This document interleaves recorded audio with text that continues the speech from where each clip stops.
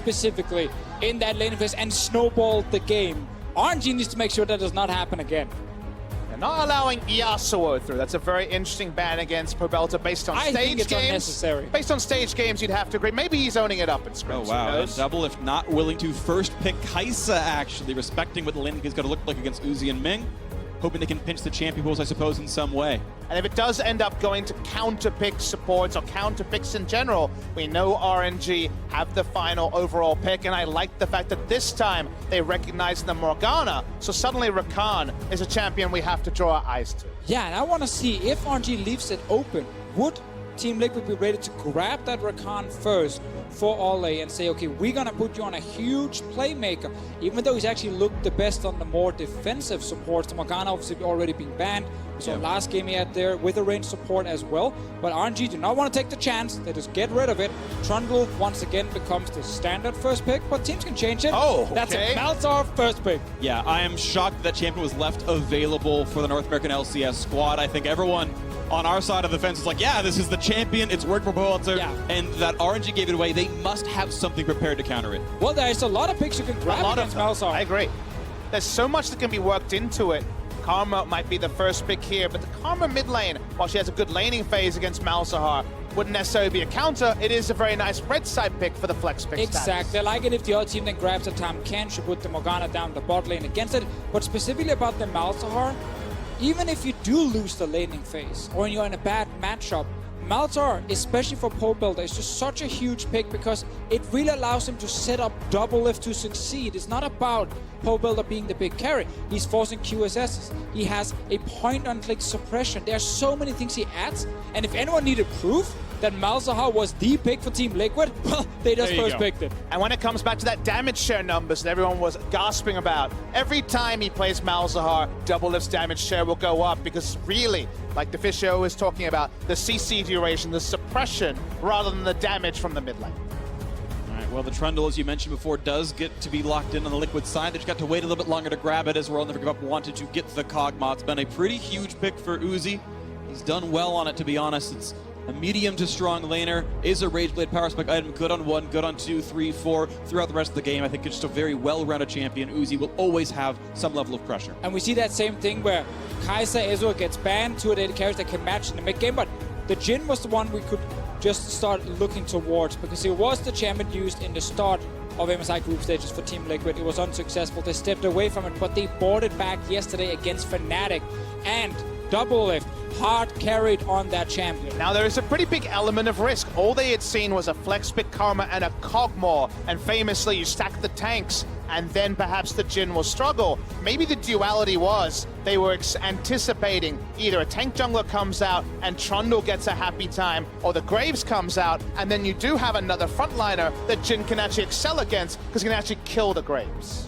So a lot fewer picks available now for the LPL. We see the Singed ban away from Impact. Honestly, a very good squishy hunter in that champion. Also very good against some of the tanks you can blind pick up in the top lane. Like Ornn is always the go-to one on the red side in your first pick in the second phase, and Singed is a pick against him. Basically, they could just ban Singed into after that the Shen and say we're picking Ornn 100% because the Shen is, of course, usually Impact's answer to that particular Ornn. Let's see if it actually is going to be banned away by Team Liquid. Yeah, Shen is being the other one coming in.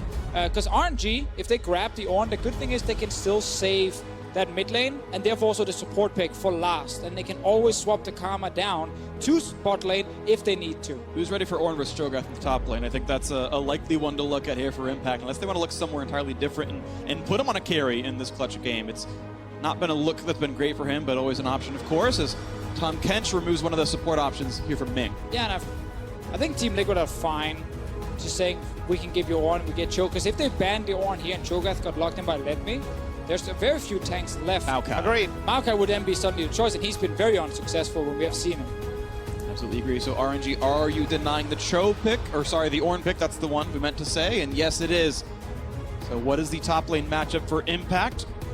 And what will be the support for Ole? It's quasi-blind. You expect Karma to be a flex support or mid. See, the Cho'Gath is just piled in as you would expect normally. for Team Liquid to respond to the Ornn, given that, like you mentioned, small, effective top lane pull for both these players. The Scion is also available. Oh, okay. We'll see what's happening here. It will be the Scion top lanes to stay very much a tank, so pretty low damage comp from the side of TL. Basically dependent on those skill shots and auto attacks hitting from double lane. And it's actually interesting because this is the first time doing group stages. Impact grabs the Scion. One of the problems for him so far has been leaving his lane unless he was on Shen. He's often been just sitting in that top lane, and then once the team calls for him, he walks all the way into a potential Baron. In this case here with the Scion ult, there's a lot more room for him to actually move and be impactful. Ornn can struggle to follow. We get the Karma pick now, the Janna pick coming in for Ole, and they're saying we need a range support on our side. Even though Janna, at the moment, is not really going to ult anything, it's actually a very good champion from RNG against Janna specifically. It's mostly for lane impact, going for the range support there, but I take your point, Deficio. You can think of what else John has picked up for, and of course that is the Ardent Sensor on the Monsoon. Doesn't really synergize that well with TL's comp. If you think about the Braum, it would have meant that Double Lift could open up, that Braum could interrupt the Ornn ultimate with a backwards Unbreakable. Now they don't have an interruption on that ultimate, unless that we see Malzahar diving into the backline. That means that Double Lift's effective damage in fights is looking pretty low. It's going to be hard to navigate here on the Team Liquid side. Still a pretty big front line and a healthy back line, but the question is, will you withstand a buffed up Kog'Maw for the damage output here? RNG's comp looking very well rounded from damage output and even the types of damage available to them. This is a very scary look. The LPL, their representative Royal Never Give Up, poised to take a #1 seed. If they win here, they will have their tiebreaker with Flash Wolves and can take that #1 spot heading into the knockout stage and have their choice of opponent between either Liquid or Fnatic or even Kingzone down there. Yeah, because the Liquid Fnatic would then be the other tiebreaker we would have to play for the 4th place to see which team will go to Paris. Crowd seem to know who they like. Yeah, well, you look at those cheerfuls, and there are a lot of RNG fans out there. Keep in mind, Fnatic fans cheering for them as well to keep their team alive.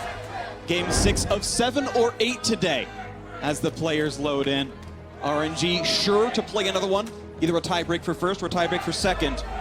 Liquid hoping it doesn't come to that, but if they win here or they win a little bit later on, they will be the 4th and final representative in the knockout stage in Paris, starting on Friday. So many different stories need an ending. The chapter of the group stages is close to ending, but will not end in 6 games. Almost ready to load in here. I just want to see the action, freak. I just want to get started. I do too, and the players are on the rift. The champion's ready to move, the fans ready to watch, and we are all ready to cast. Welcome to Summoner's Rift. The battle for first, the battle for 4th has begun. Pobelter dancing back and forth against Xiaohu. 30 seconds until minions. Very interesting start here. The Sapphire Crystal for the Malzahar. Just working towards the very early tier. We talked about how Team Liquid's teamfight damage may be a query. One place where they're very strong is their Baron setups. They can start Baron, they can tank it, they can turn off it. So post 20 minutes, we'll return to that point. But to me, this game needs to be won around objectives for Team Liquid. Let's see if the bot lane as well, with this Janna pick coming in, can actually win the laning phase, because as we highlighted in the pick and ban phase, the Janna ult, when it comes to purely disengaging something, is not going to be too valuable, but the heal is always very impactful. Just a lot of long-range champions and long-range engage from an Ornn on RNG's side. Quick point on the Malzahar. Typically, your problem is mana in the early game. Sure. You kind of don't want to trade too much with the enemy. You just want to really push the minion wave, and that's why, again, starting with Mana Crystal and TP to go back, as you highlighted, Papa Smithy, is important. Well, this invade did get spotted. RNG wanted to take away the red buff, but looks like Team Liquid able to answer that cleanly enough. And they're going to be able to knock that one down without any answers. So we'll see how much of the rest of the jungle gets stolen away. Now this red will be uncontested. Now Liquid should have the push advantage on the bottom side, but that won't matter if MLXG gets to free farm the entire camps down there. And that's a great point, Freak, about the vertical jungling. It's usually what happens here. It's usually safest to just back up to your blue buff after you take away the enemy red side jungle. That does really advantage the side of RNG, because the ability to push with a Janna becomes increasingly risky as the game goes on if you know MLXG is bot side. And this could be a little bit scary. We can see Xiao, who does have the push, but Walter not really able to answer Karma in the very early levels. Looks like Trundle will not yet be punished, and they can trade the Raptor camps, as you watch Team Liquid do pretty well in the 2-on-2. But yeah, won't get the entire camp right there, so Smithy is now behind in the jungle speed. That's very interesting. Looking both at MLXG on the Graves and Xmithy on the Trundle, because Xmithy has been one of the absolute best performing junglers during this tournament. Been able to stand out even when Team Liquid were losing all the games in the start. And MLXG has been very hit and miss. I think the first few days he actually underperformed, but then started showing us much better games. And this Graveshead needs to be a big one for him if RNG wants to lock in the chance to face Flash Wolves. His Lee Sin game from behind was, to me, the most atypical game because he found so much impact despite being in a no-win combat scenario against Graves. This time he's on the Graves, so from the front foot, it's a very different predicament. Good start from him. Meanwhile, in the bottom lane, as you highlighted before, Freak, Double Lift, and Ole will, of course, get the early push. And it is interesting that RNG had the chance to go range support in the bot side and say, okay, no, we know Team Liquid's win condition is Double Lift gets ahead, and we can try and match that. But opted into the Braum for just better overall team fighting, where he is so powerful, but also does help if you are setting up ganks, especially level 6 when you can fly in and ult onto something like a Janna. He's gonna have to see if it actually works for main, because Uzi, he normally doesn't struggle in lane, no matter what he's laning with. I've seen him win lanes he shouldn't, never even get close to winning. And this one, he is staying even for now. Let's see mid lane. Looking at the mid lane, they're gonna have the root there from Pobelter. He's gonna be in range despite the flash, the burst. Is it there? The Q's gonna bounce. Pobelter will fall. MLXG grabs first blood. That's what happens if you do run the mid lane karma. The tether lands, doesn't go for the flash early enough. Nice kill for the side of RNG. Very well played on that side. 500 gold lead now to the squad, and even a small push on the bottom side as the farm is traded back and forth pretty equally. Smithy just to grab his own Krugs in the backside. MLXG now getting the better of that early phase, but here's the tier, and Pobelter is able to get back to lane. Just talk about how MLXG has looked better here towards the end of this group stage. Great start. On his side, we get a replay of it.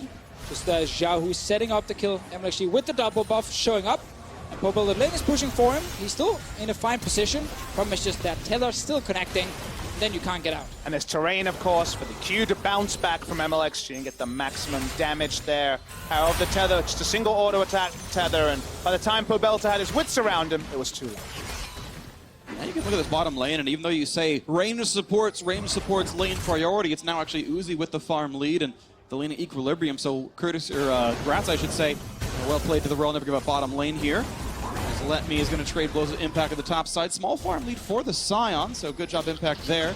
Pobelter tries to keep the Raptors safe, but MLXG wants to steal these away. Get at least a few of them. More importantly, he keeps pressure around the Raptor and the mid lane. Always means that Team Liquid's bottom lane needs to be careful, because there might suddenly be a Graves showing up behind them from their own jungle, and it's just applying a little bit more pressure by having this control of one camp. Ming is back in lane with TP, and he goes straight for a trade. It takes a fair bit of damage for it. Does hit Ole, who is out of mana and low on health, so might need to recall himself pretty soon. Looking at the item timings, we do have BF Sword money available for double up and plenty of slots here, and this could be really big damage. The stun comes across, forcing Summoner heal out. Of course, there is no Ignite, but they're going to get the root onto Uzi. Is there anyone here to join up? The Ignite is on, and a nice bouncing grenade hits him pretty low. The trading patterns there a bit risky from TL, specifically Ole, low on mana as they walked out. That's the thing Ming did have, is especially full on health and mana for these sort of trades. Uzi wants an extended laning phase. The longer it is, the closer to rage bait he can get on his first back. And if they fight again, remember Uzi kept his heal from before. Both summoners used heal and ignite on the side of Team Liquid. And Shahu has teleport. This could be an easy 4v2. Team Liquid might be double killed down into this turret. They're going to clear the waves so they can buy some space, but it is not hard for Graves to stop recalls afterwards. Uzi not quite going to land the poke here. Ole puts the shield on. They're going to try to find out where Graves might be, but yeah, he's in that brush. Now actually gives away the positioning. And Liquid know what they're dealing with. There is still a TP ward that the Karma can show up to. Getting a couple more levels is 5 right here. Nice juke away from end of the line, and they are allowed to farm. I think one of the reasons RNG did not go for the play here was Impact had just recalled, so he was saving his TP. He was walking back to top lane. If the dive would start, he could TP into bot lane and maybe turn it around. Sion walked up near the mid lane actually for this one. I'm not sure exactly what for, if it was a ward or something else, but was showing around there. Hasn't yet walked back the top side, and now an invade towards this jungle. RNG want to be here. They've been spotted though. This might be a big one. Both top laners saving TPs. We know Sion was around. He's on his way from mid now.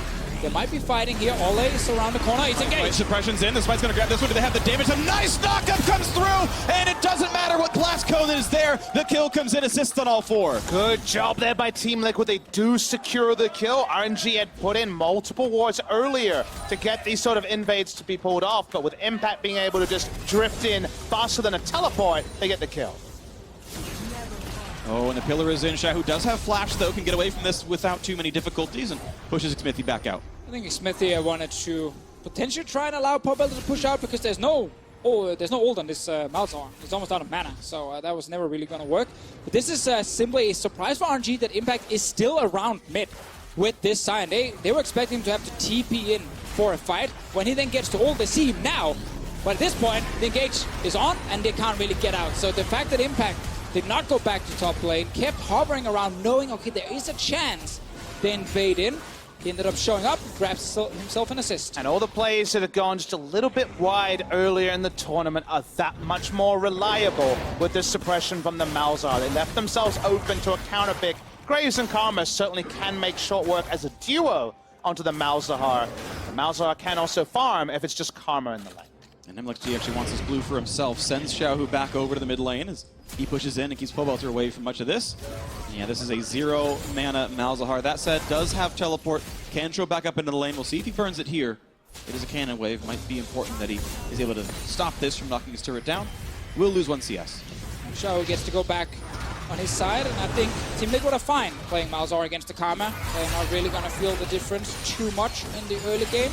And of course now when Malzahar gets his ulti, his skirmish power really spikes up compared to Karma that doesn't really benefit that much from a level 6. So that means suddenly we can see Smithy continue playing around that mid lane and look for a potential kill on the Karma bot lane.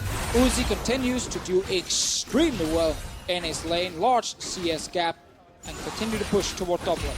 So far the pushing lane wasn't certainly synonymous with a successful invade. It's double up again. Nice flash ult. The chain stun is in. They're not going to knock back Uzi easily enough. Ming grabs that kill. RNG have their second. Fantastic play from both Ming and Uzi. They see the small opening and they flash in so fast that Doublelift cannot react in time. And the moment the CC hits, he's dead. And it's all about the timings. Olay was a couple of minions away from 6. Ming pings it, goes in. Olay only has a shield and 1 Q to disengage. He has everything up, but Doublelift dying, and that turret's super low. And now the pressure is the top side, though, to answer this in some way. Unstoppable goes forward. He's still going to find this one. The CC is there. Let Me is flashless. This has to be a kill for Team Liquid. A bit of time gained, but not really much. And there's 1 kill on the top side. First turret still to go to Uzi in the bot. This is what we have seen all tournament long from Smithy. Whenever something happens on one side, he's ready to respond on the other side. Instant kill on Let Me, can push the minion in from Impact, and let's see if Let Me wants to TP back to top lane. Because then Impact can save his, and we might get Team Liquid with an advantage on the other side. For now though, they have lost the bot lane turret. The Drake is going down in favor of MLXG. Uzi, 104 CS already. Solo gold on the turret as well, so the Rage Blade is going to be available. And now wherever he goes, Team Liquid had better have a flash Malzahar ultimate, or they're going to have a lot of damage to respect. Yeah, they need that TP advantage, so that Impact comes in. It's a 5 versus 4, but that's not happening because Let Me, he's just saving it. He's walking back to his lanes. And classic, the AD carry decides what's going to happen. Fashion, you can see that it is Let Me who's forced to go bot lane with the wave that's pushed towards Doublelift, and Uzi grabs everything on top side. Now Ming was level 6 already in vision, and Doublelift goes for a single auto. Olay is 6, it goes a different way, but he walks up and RNG smite him down. Remember previous RNG support Emada surprising Doublelift with aggression. This time Ming goes in decisively, and that decisiveness gets Uzi so much gold. So 1,400 gold puts RNG ahead. Impact hoping to wave clear against this duo. There is just about an ultimate available for this Braum, as the bot lane's going to be pushed in thanks to Rift Herald. And it's going to be maybe a turret trade here. I don't think Let Me can defend this too terribly easily, but Xiaohu is here as well. Good wave clear out of Impact, and now it's Ming and Uzi under the turret. They're going to layer some crowd control, and it is going to be the kill picked up. Ming drops aggro cleanly. Nice pickup as Rift Herald is sieging the bottom lane, but it is not the same kind of advantages that RNG gained topside. Oh, Pobel is on his way now. He wanted to push the wave first, and the moment he shows up, RNG needs to back away. So it's going to be a turret trade, but there's another kill for RNG, and this one goes to Uzi. And this is where Pobelter's kind of caught between 2 different masters. RNG know their damage output, and Impact overstaying against the very early Rage Blade takes him down. All Pobelter did in the meantime is push a wave, walk bottom, and recall. That means that RNG increased the turret speed. And that wave wasn't even denied. Actually, MLXG was able to walk down to mid, collect the farm as Xiaohu backfilled bottom lane. So Royal are playing this mid-game macro better. The power spike of Rageblade, of course, helped, but they are still allocating the resources into better spots. Very, very true. And RNG looking towards the last outer turret, which is in the mid lane, of course. As we highlighted earlier, once Malzahar gets a bit of mana, he can start just doing this. Eat a wave, put his minions down, and it will just always push. Let's see if it engages. Flash ult comes in, Smithy here for the pillar. There is a flash for Xiao, who does get over the wall and gets back out. A start of a TP for Let Me, and is going to cancel that one. Wasn't maybe a bit over aggressive. I don't think it was going to die on that one, but at least a small teleport advantage now for Impact, which could be used, but there is no Drake or Baron to take. RNG already sieging towards mid. I think Team Liquid had a good plan there. If you can kill the Karma before RNG shows up to siege, you prevent them from playing aggressive until Karma respawns, and it buys quite some time. But obviously the damage just wasn't there because Smithy never got in range to auto. And Uzi with his snowball, it hasn't gone for a Zeal, he's gone for a QSS to stop him from being the one who could be picked through all the shielding available on RNG, and that's what happened. We criticized QSS timings in our first game of our set. That was from Fnatic. They were respecting a Skarner, this time early QSS. Here's the horn looking as Doublelift's knocked into the air. Ole as well, just chaining the crowd control, and Jin is going to fall yet again. RNG get killed, number 4, a fitting target for that. They knew that there was no flash on Doublelift. They knew that the Janna cannot really disengage against a long-range engage off an Ornn, and Ming, second time he just goes straight at Doublelift. Of course, his flash, lower cooldown due to the spellbook, and that's now 2 kills against Doublelift.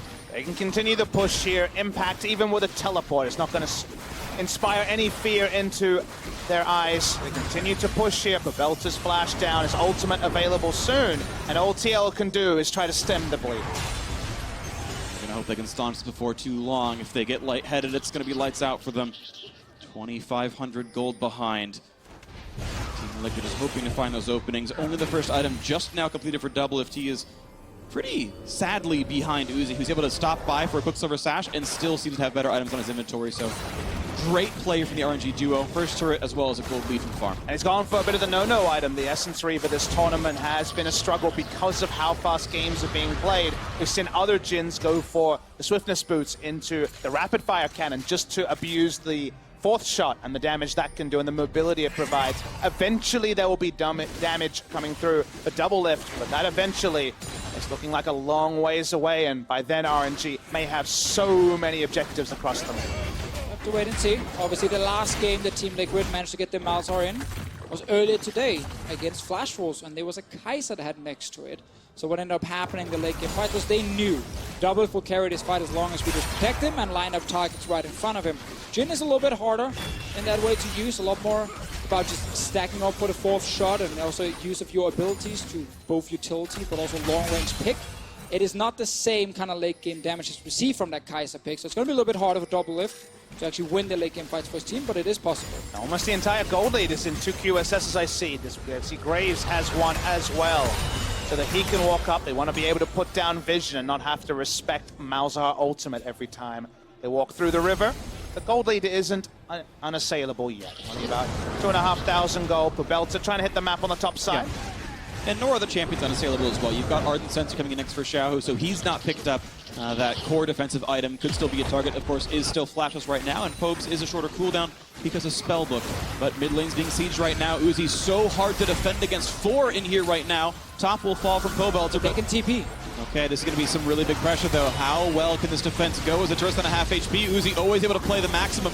As Impact's going to be spotted out by Let Me, and this could be a dead Scion. Here comes the call. The Forge God jumps in to land the crowd control, and it's going to be a lot of damage. Impact yet to find his way out. Does get shut down. A great flash block the ultimate. That was beautiful.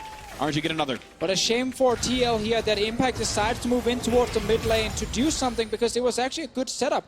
Malzahar is a great split pusher because he can kill the wave so fast, and he's fairly safe with his passive to then walk away if someone is nearby. But the problem here for TL was they could kill the wave, but they didn't want to fight. So when Impact showed up, Pobelta ends up TPing in, and they still lose a kill. And they have no control over their bot side jungle. That's where RNG have enjoyed so much of their vision, all their vision top side for TL. So unless Impact was taking... Yeah, it's a flash, but it's still almost can be taken down by some more sniping, but no follow in. Greedy movement there, and this is going to be mid-turret likely falling. And it's really awesome to see RNG punish these greedy small moves. Let's see what happens around mid, and Ming will just end up standing in the way here. But as you just said there, Freak, like greedy movement from Ole, Impact walking up to mid lane as well, in a position where he was trying to set up a potential flank, and RNG instantly spotted and punished. And when you have the tempo, you force your enemies to walk the longest route around. Impact chose not to. He felt didn't want to use his teleport there after Malzahar had to invest his. They do eventually end up taking the top lane turret, and they haven't sacrificed mid yet. So a bit of standing gold, a bit once again of the game slowing down. That pace suits Team Liquid as we once again are about 2 minutes away from the Baron spawn. That's going to be very important timing, and what the gold lead looks like when that comes around.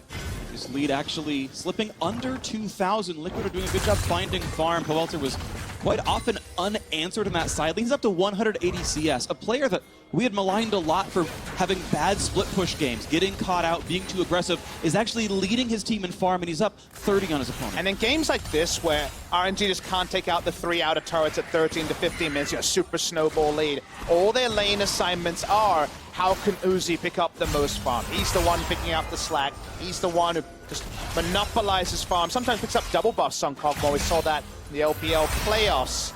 That means that they do slow down. They want to trust in their item timings. But that, again, extends the game in a way that doesn't smother out Team Liquid. So when does the next power spike come in? We are pretty close to Hurricane out of Uzi. The Ardent Sensor crucially done now, and the Seraph's Embrace combined and converted as well for both of these mids. Xiaohu can now make these team fights great for the double marksman. Yeah, we're definitely looking at a situation where the next couple of minutes, all the damage is in Uzi's favor, both with the buff from the Ardent Sensor and just his own items and champion. RNG, they know that, so they keep grouping around mid lane, try and set up Uzi, just get a few hits on the turret or a potential fight. Impact is on his way from bot lane. Ulti is available, but he knows if he dives in alone, he dies fairly quickly. Gold in inventory, actually. There's more in the pockets right now of Team Liquid. They're actually under farm compared to the gold right now. They're not going to come by. They find Powelter as the first going to be enough. He flashes back, but now they're getting Smithy knocked into the air. He's running out of health. Popsicle does run away. And now Liquid going to open back up with Curtain Call. Is there a target, though, as Let Me just tanks the shots with the shield on. A bit of damage for Xiaohu, but a disengage. Flashes down 1-2. On Liquid side. And they're going very even. Double Lift has to flash right at the end, which is the one awkward thing to discuss. Ole had a great channel on the Monsoon to heal up everyone and stop everyone from going down. Ooh, Smithy. Dangerous. He spots the opponents, but Xiaohu's going to be in range for this one. Smithy does not have flash, a good pillar. Let Me, can he find the crowd control? He's going to run as fast as he can. Xiaohu flashes in for the Q. He's going to be able to train the route as well. Smithy is going to drop. Another kill comes through as the mid-turret falls as well. Royal stretched the lead almost 4,000. Another situation where Team Liquid are trying to get a little bit more than maybe they should try and go for here, and they get punished instantly by RNG. They also lose the mid lane turret.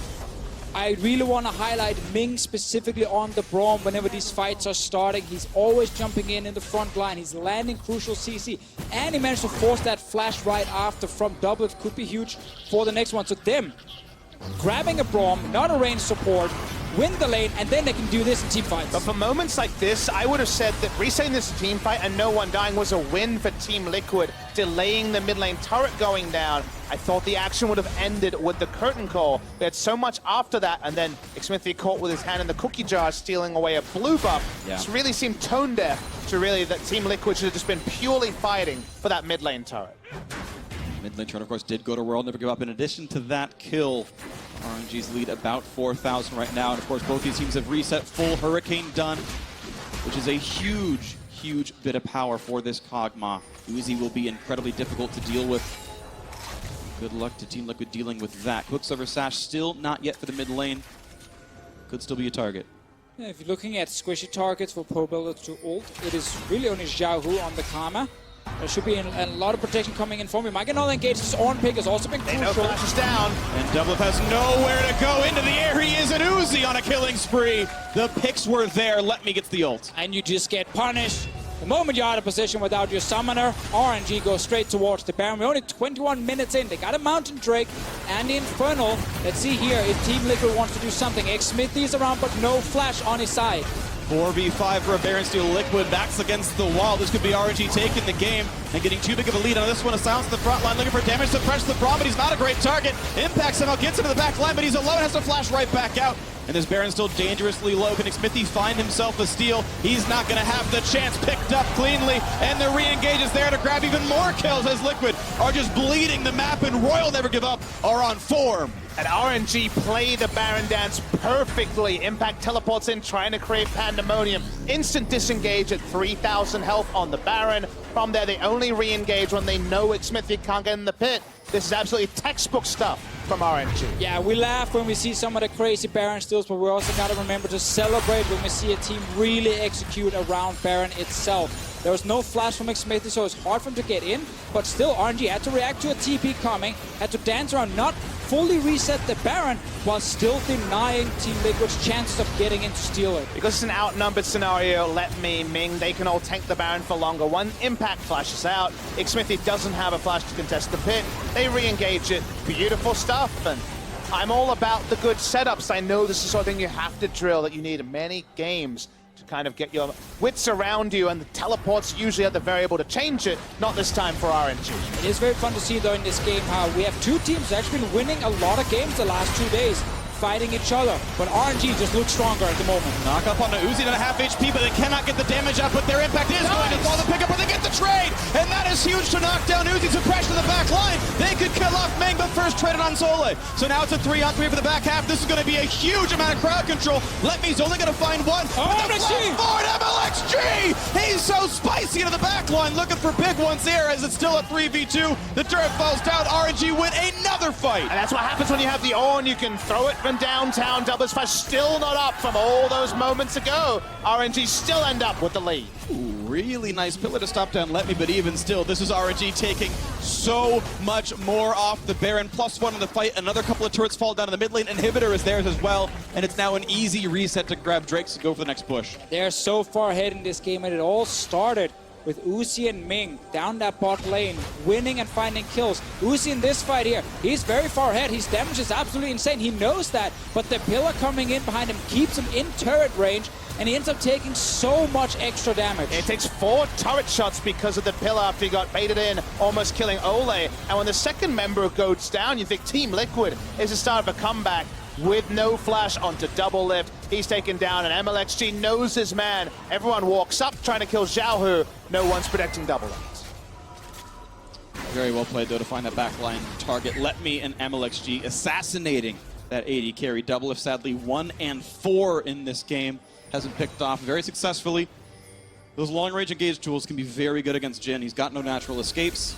And it's been a well-played game from RNG. And that's where we looked at the Braum Deficio. We didn't get it. We got the Janna instead for the laning phase. And you'd have to say, more than pass marks to Uzi and RNG, they weren't impacted by the range support, and we're not seeing the value of the Janna just yet. We heard the analysts coming into the game in their predictions.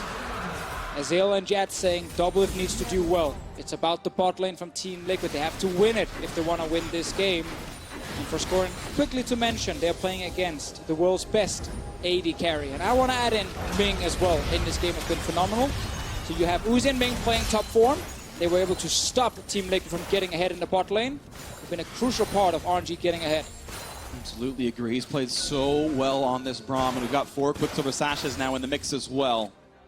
Good luck finding a good target on this one. The gold lead, 8,000. Royal Never Give Up. Have so much more to hit their opponents with as they continue the siege now in the bot lane. A quick channel, and they knock up some minions. Liquid will survive another minion wave here. A pillar might find Ming, but no, a nice stand behind me. Comes back to his team. There's almost no threat from TL as they woke up, so RNG can walk forward, get auto attacks in. 3 ranged auto attackers here. They even poke their heads in before the minion wave crashes, and Let Me, with his banner of command, doing plenty of work as well. Liquid just unwilling to actually pull the trigger in the 5v4. Yes, of course, teleport could let Me join back in, but now they're going to try. Here comes the teleport looking at the front line. A lot of damage coming across back and forth. A quick heal out from Ole. They managed to pull the teleport out, but this is going to be a pretty big bit of crowd control. A flash out from Double does not want to be dove, and that's going to be a turret falling. TP for a lot of flashes burned. Team Liquid tried there, but all the engage ended up hitting just Ming in the front line, and then with the TP from Let Me coming, they forced Team Liquid back, and Doublelift ended up using his flash again here to try and avoid the engage. That will be huge for the next fight. It's going to continue the siege. Won't see Let Me rejoin just yet. Remember that ult cooldown gets pretty down low as the game goes on. They're looking for the kill here, RNG. The knockup, though, onto the Graves could be really good damage. The root in there as well as silence, but No ulti defined as Uzi shoves back the team by himself. Gets a shield, he's going to be fine to walk back from the turret. A trade of blows back and forth, of course. Liquid so much closer to the source of regeneration. He's on the top side, pushing in as well. You see on the way pings being channeled by Team Liquid. They know they have to respond to this turret already desperately low for the top lane inhibitor turret. All right, we seem to get a reset from RNG's side. Baron is 1 minute 40 seconds. They probably don't need it, seeing as they are so far ahead. And Uzi just completed his 4th item on this Kog'Maw here. Great performance on his side. And Xiaohu as well grabs the Karma to get an early kill in mid against Poe Builder. Allows him also to just quickly get to 2 items and just buff up this AD carry. And let's answer the question of what does Team Liquid's comp do? Because I'm sure there'll be criticism thrown towards the Jhin that has struggled in this tournament. They have one of the best Baron comps that we've seen in terms of setup around Baron. They can have Malzahar, Voidlings tank it up, and then the turn from Baron with a flash suppression with the Jhin opening up is very strong as well. So secure and setup around Baron was really their main win condition when you judge the 5 champions. Well, they're also trying to focus just on double if getting a champion where they feel he can try and win lane. That was what he did against Fnatic with the Jhin here. They take the blind Janna to get a range support next to him, and then you can see a scenario where Poe Builder and Xmithie walks down to the bottom side. They force RNG's bot lane from the turret, and they can start snowballing the game. That did not happen. RNG with their bot lane with Kog'Maw here and Braum had full control, even got a kill against Double Lift. And these aggressive level 1s with Graves and the invading junglers have been so much stronger than any attempts at defense against the late invades that we're seeing. So the tone was set early. Xmithie was able to farm out regardless, but the momentum definitely shut down any hopes of the 2v2 winning lane for TL. We've got to find something here into this one. 10 seconds till Baron spawns, and you can see how much darkness there is. You don't need a Nocturne for the fear to be struck into the eyes. Team Liquid hoping for something, a quick root, but that is still not a target they can really fight down as another turret falls. Minion pushing, doing so well. The inhibitor now open in the top and mid lane. Looking at this Baron dance back and forth, the ward going up, going down, blue buff spawns. They look for this one as Xmithie has to flash away. I just like the patience here from RNG. They don't rush in and start the Baron. They know they can hide around, out of vision. The moment the Trundle shows up, he's flashing out. That now reduces the chances for Xmithie to get in that Baron pit. Team Liquid will need to fight their way out of this one. RNG, they're ready though. Hoping for the team fight. Here comes the backline access. They don't find any targets just yet. And then he whiffs the ultimate. Is this the fight that Liquid needs? Down 10,000 gold. Knockup not quite going to find Cyan. Kites away, almost dies to Uzi. But the health bar is simply too high. Rolling up just outstat their opponents. Abysmal execution from RNG, but from ahead it doesn't matter much. Still 10,000 gold. It's still control of this Baron. But now if you walk up as Sion, as Xmithie, the turn isn't as scary from RNG, but the Baron damage, oh boy. It's a lot. Another 3,000 health point. They're going to find the front line. Look at the burst coming across. Looking to kill off Ord. Let me just barely slinks away. But they've silenced the front line. A quick pickup on the Baron. Health bar still low. Another silence. The shield's coming up. But can Liquid find an actual team fight? They wait out for Uzi's W to time out. Impact stays alive, and here's the curtain call. Will this re-engage work for Liquid? Do they want to take the 4th seed right now? They cannot quite find their opponents. More kiting back from Uzi, finding the poke. And this will be a now uncontested recall. RNG get the Baron, they get out, they get farther ahead. Yeah, second time RNG. They managed to deny any way of a Baron steal. Xmithie's not allowed to get into the Baron pit in the first place. All Team Liquid will get is this mid lane turret. RNG will return, look towards the base where there are 2 open inhibs and 1 bot lane inhib turret. That's it. It's the benefit of a gold lead to Fissure. When you are ahead, you can make execution mistakes that we saw Kingzone earlier today unable to make without being punished in the game early by the Flash Wars. Now, TL back away. It was about the best case scenario for them. If they lost multiple members, the game could have just ended in one passage of play. But RNG, they still wear the Baron. They also have a naked inhibitor in mid lane and in top lane to return to. And important to highlight that the mistake that happened wasn't the most important thing about the RNG team fight. It wasn't Uzi flashing in and suddenly he would die.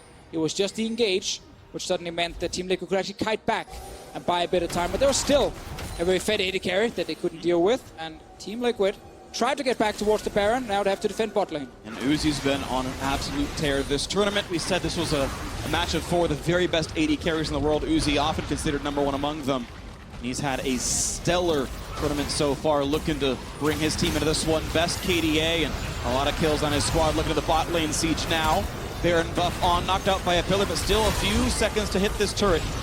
Got the health bar lower, a big knockup. Letme gonna try again to find the engage. Gets a couple of them there. They're gonna go for impact. He's gonna try to ult away, buys a few seconds, and now the re-engage towards the Ornn. Do they have the damage? Letme's getting low, pops an hourglass to buy some time. The stopwatch makes them do that, but still able to cut away cleanly enough. They're gonna force out Ole. Uzi gets the kill. Ming takes the turret. The shields are so big, and Uzi wants them all. He's on a double. He's got a red buff. He's gonna pop the move speed. Looks for Xmithie. Almost gets that third one, but they've still cracked the base. They're on the second inhibitor. That one's going to fall with the 5v3. You have to believe RNG gonna make this one closed out. They will get that battle for first place as Uzi gets the unofficial Quadra, and he's gonna look for that fifth one. Not gonna get the slow just yet. And they have the restraint to go back for the Nexus turrets. Royal never give up.